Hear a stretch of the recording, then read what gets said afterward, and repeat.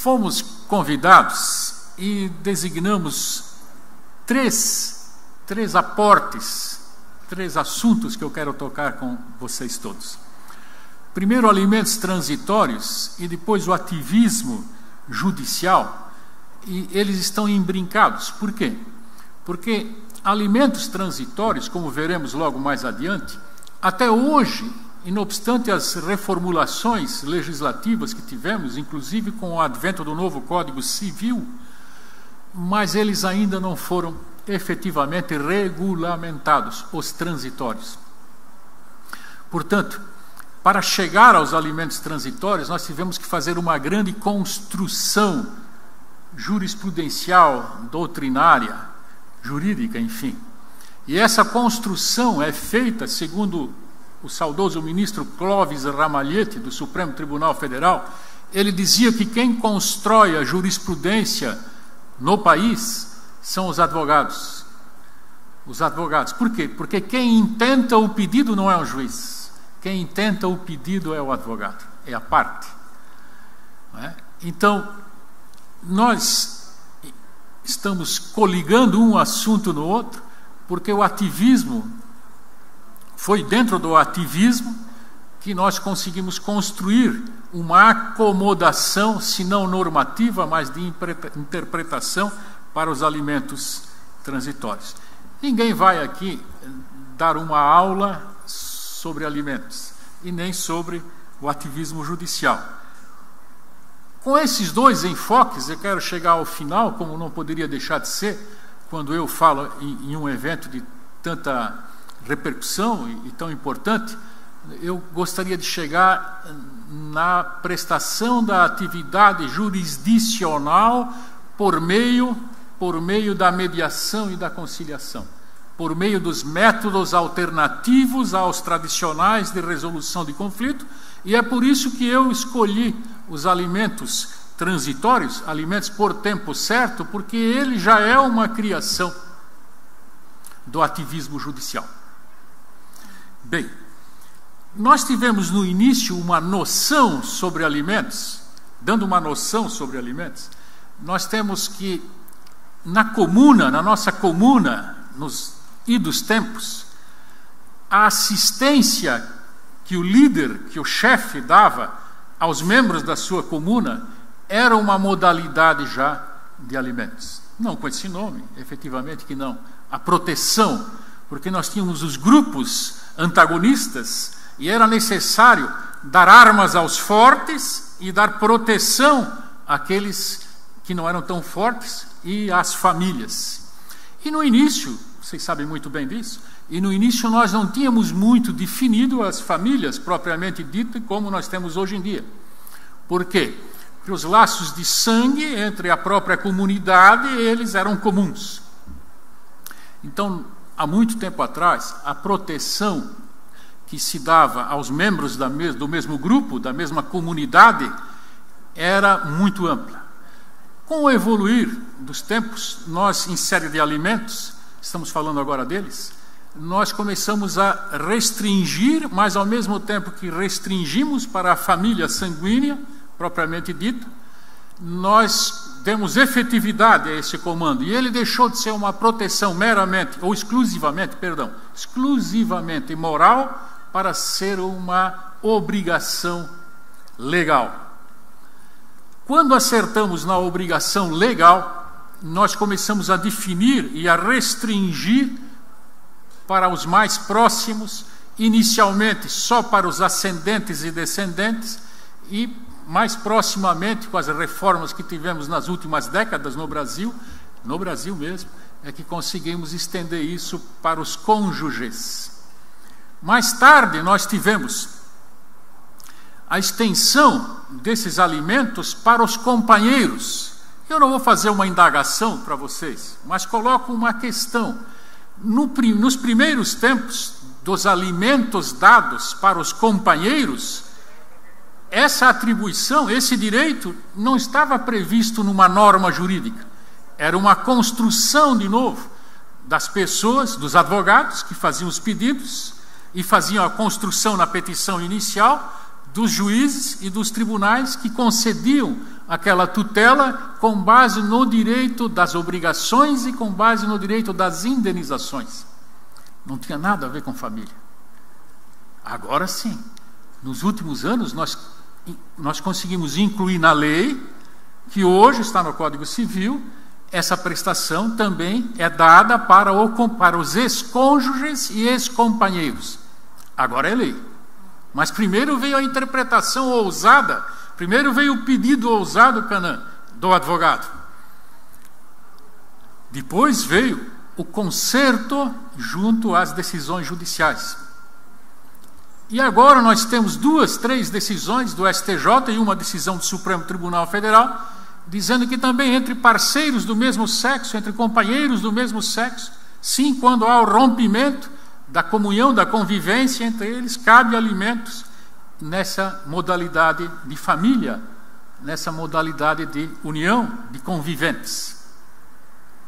Portanto, nós chego agora na minha fala, ao momento do ativismo. Todas essas interpretações no início, todas essas aplicações no início, nós não tínhamos lei nenhuma para isso.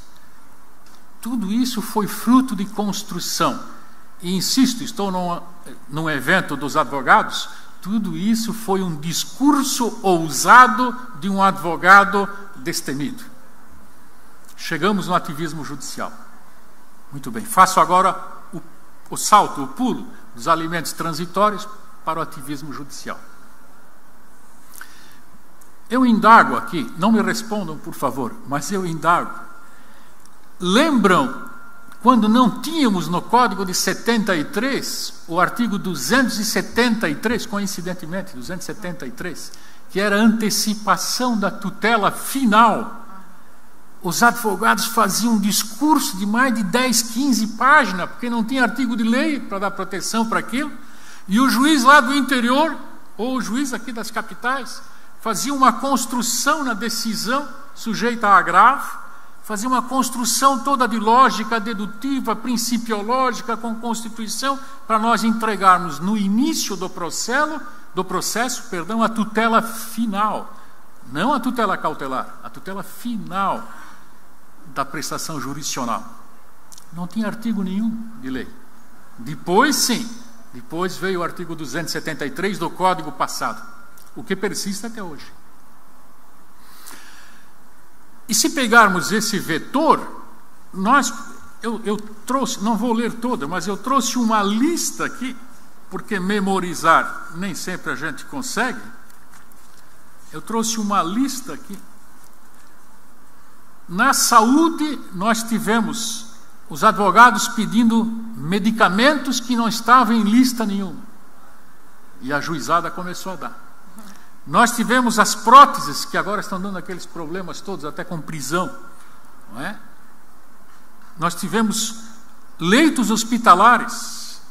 Na educação, isso na saúde. Na educação temos os conteúdos curriculares, a religião, que hoje está sendo muito discutido, os conteúdos curriculares, isso está sendo tudo judicializado. Todos esses itens aqui que eu estou falando para vocês estão sendo judicializados. E muitos desses itens aqui, que já falei alguns, muitos outros que vou falar, não tem previsão específica, clara, nenhuma em lei alguma. Há de se fazer sempre uma construção lógica, jurídica, dedutiva, para nós podermos, principiológica, principalmente, destacadamente principiológica constitucional, sem dúvida, que é o cerco do sistema jurídico, para poder tutelar muitas dessas modalidades do direito. Porque nós não temos como formular lei para cada caso específico. Os códigos que trazem para nós o disciplinamento, o destacadamento das questões materiais, eles não podem ser feitos como o executivo faz quando quer disciplinar uma matéria por regulamento, por norma administrativa. Ótimo, o executivo está certíssimo ao fazer aquilo, mas nós não temos como fazer isso no legislativo e no judiciário. É absolutamente inviável. Aquela visão kelsiniana, nós já de há muito temos que superar, para lembrar que a lei é um parâmetro que, dentro das balizas traçadas pelas normas constitucionais, podem ser interpretadas de acordo com o caso concreto, com a necessidade concreta que está diante de nós. Só para citar, lembram dos planos econômicos?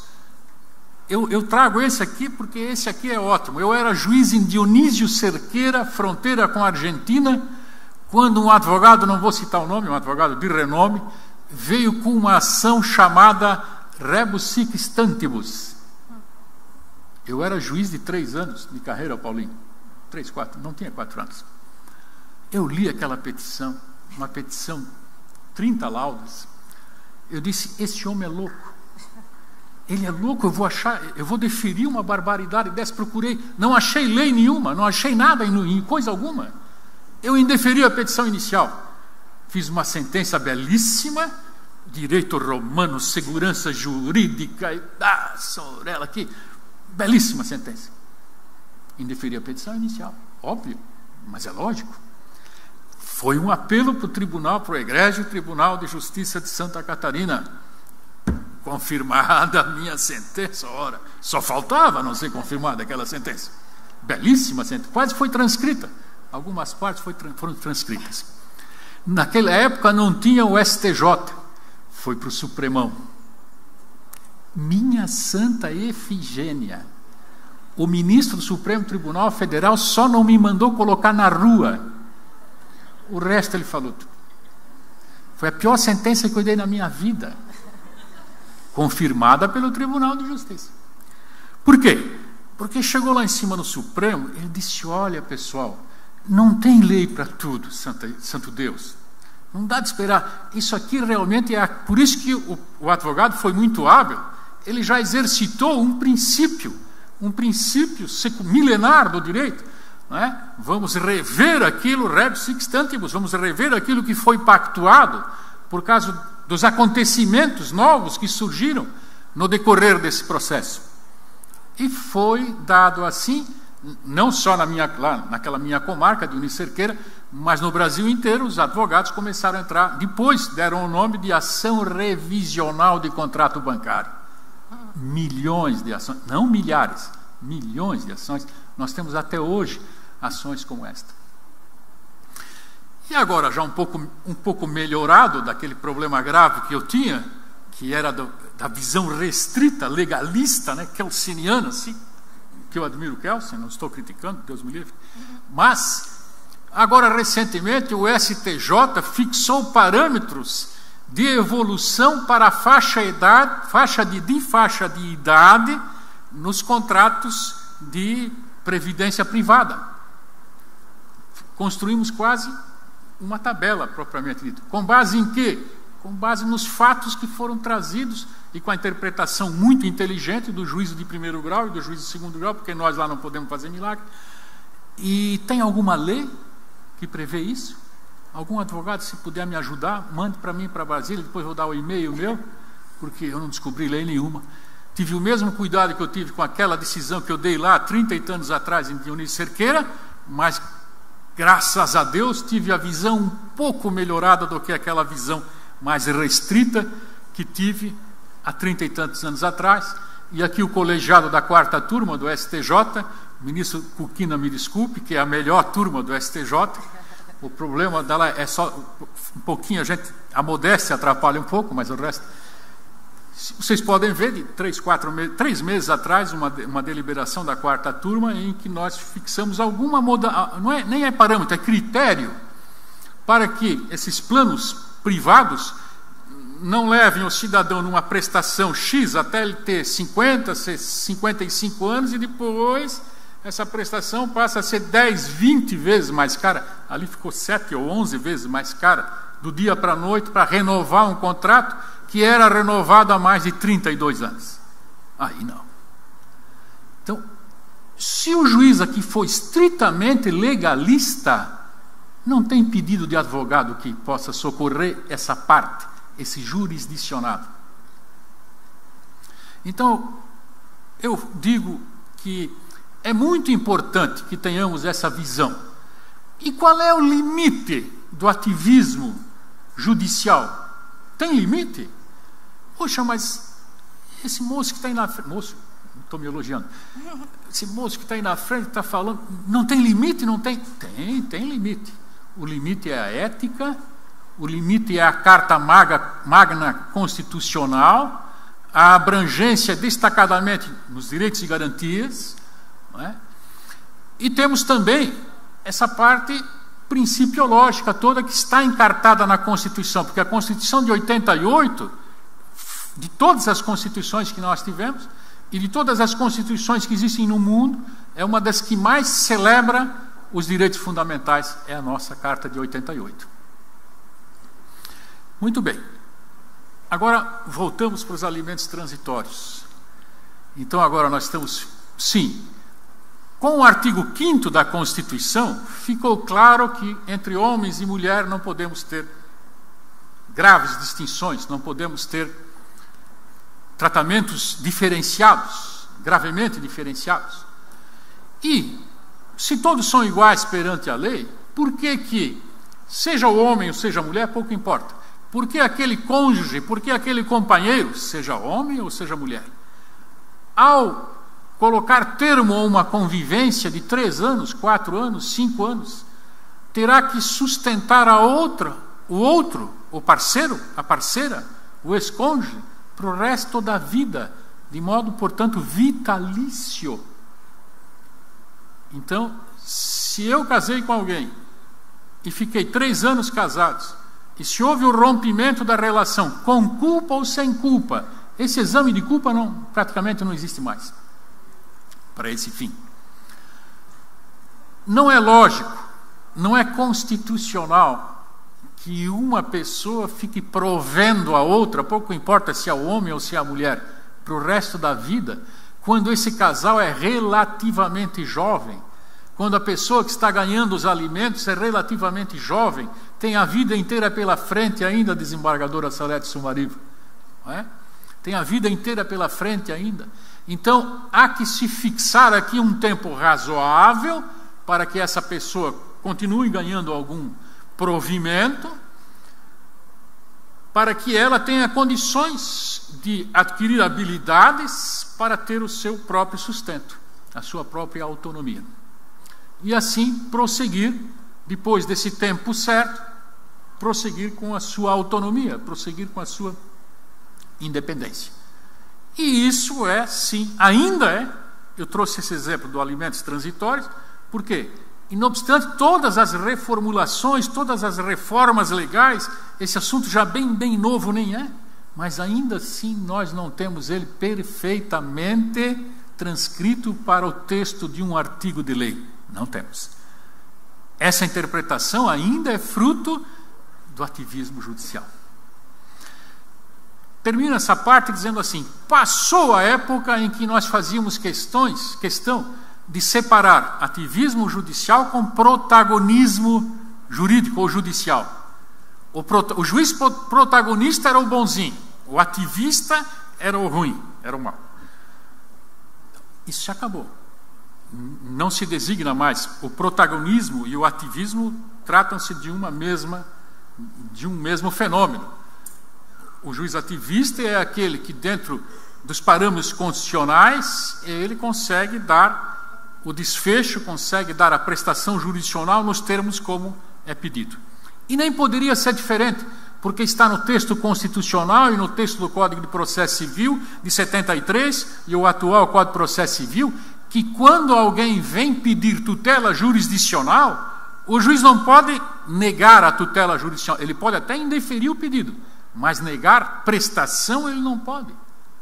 O juiz não pode dizer: olha, não encontrei lei, não achei uma lei específica para isso aqui, portanto indefiro a sua petição e esse seu direito vai ficar assim mesmo, sem tutela. Não, ele tem que fazer uma construção. Então isso nem novidade mais é. Bem,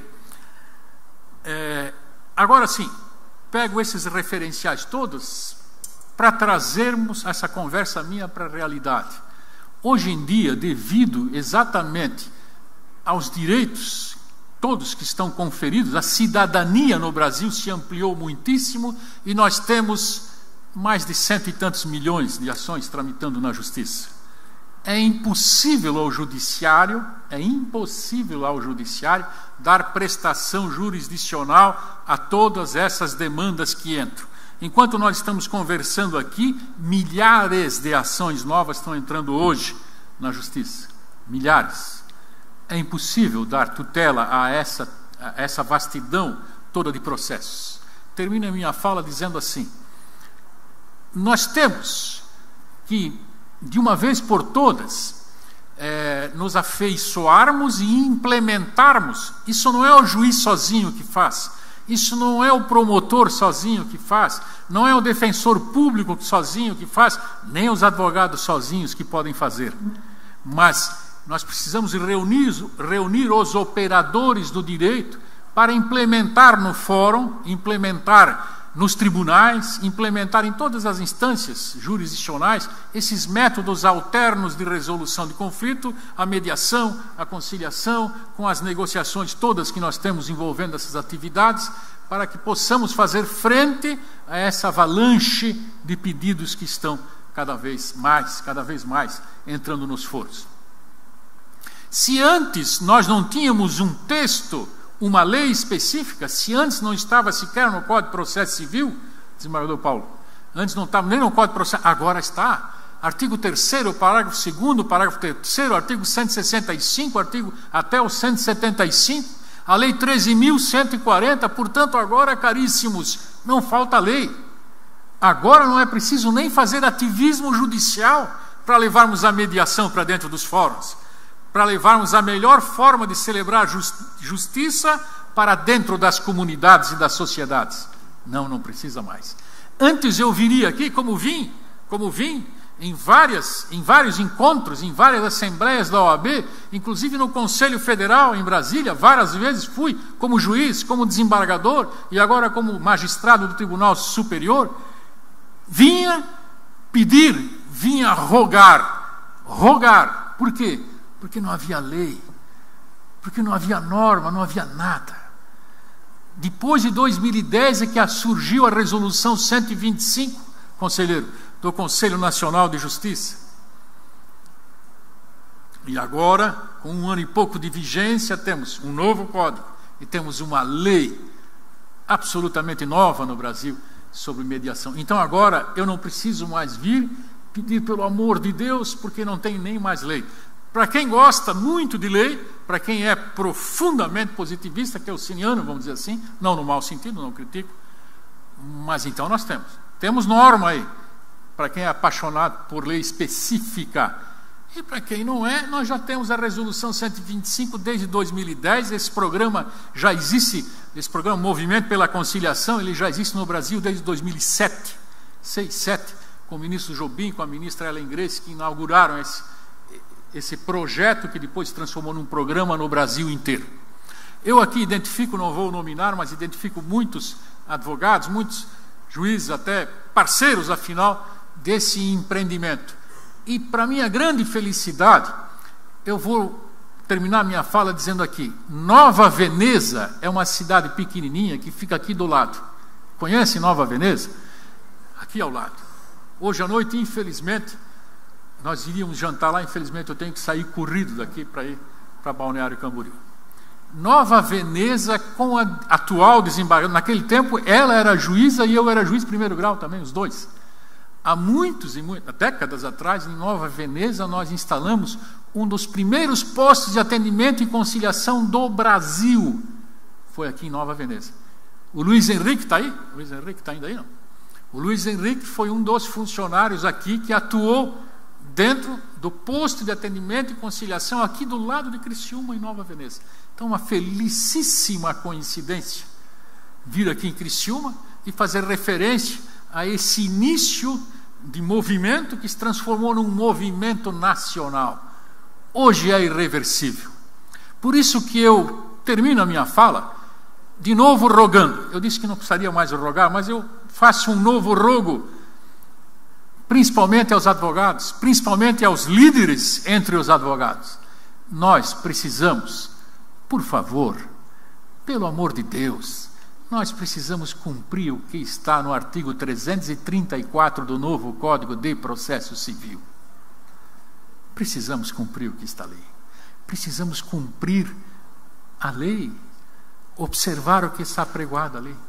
O novo Código de Processo Civil, no artigo 334, diz assim: se a demanda não tratar de direitos indisponíveis, onde é inviável, eu acho que não, mas tudo bem, onde é inviável já tratar de cara, preliminarmente, melhor dizendo, com a mediação, se não for esse o assunto, hoje em dia não se cita mais para contestar. Não se cita mais para contestar. Se cita a parte adversária, que nem adversária ainda é, para vir tentar uma mediação, uma conciliação, uma composição. E nessa audiência nós temos condição de construir algo que é muito melhor do que uma sentença. É o acordo. O acordo feito pelas próprias partes é muito melhor do que qualquer sentença, por mais brilhante que ela possa ser. Portanto, agradeço muito o convite, agradeço muito a paciência de todos vocês e faço de novo esse rogo, faço de novo esse pedido. Senhores advogados, ajudem a implementar, ajudem a supervisionar, ajudem a fiscalizar, ajudem a implementar de vez a realização dessas audiências do artigo 334 do novo Código de Processo Civil. Ao juiz ou ao operador de direito que diz que não tem estrutura para isso, vamos lembrá-lo de que essa audiência nem sempre é feita, eu acho que nem pode ser feita pelo juiz, é feita pelo mediador. A pauta dessas audiências não é do juiz, é do mediador. Se ele não tem um mediador, ele que abra o site do CNJ, e lá no site do CNJ ele vai encontrar dezenas de mediadores que podem trabalhar até de madrugada, porque o sistema é eletrônico. É a mediação assíncrona. Mediação assíncrona. Pode ser a qualquer hora, a qualquer dia, até de madrugada ela se viabiliza. Então, para quem tem o discurso de que eu não faço essa audiência que não tem estrutura, tem. É só se interessar um pouco mais e tem. Nós precisamos fazer essas audiências, por quê? Porque em todas as varas onde nós instalamos esse serviço, nós chegamos a debelar de 29% a 32% dos processos. É um grande número. Agradeço muito a paciência dos senhores todos, de vocês todos. Agradeço gentilmente, aliás, sensibilizado o gentil convite, e espero que realmente consigamos levar para as populações mais esse modo de uma justiça que muito se aproxima de um modelo popular. Não é? Muitíssimo obrigado.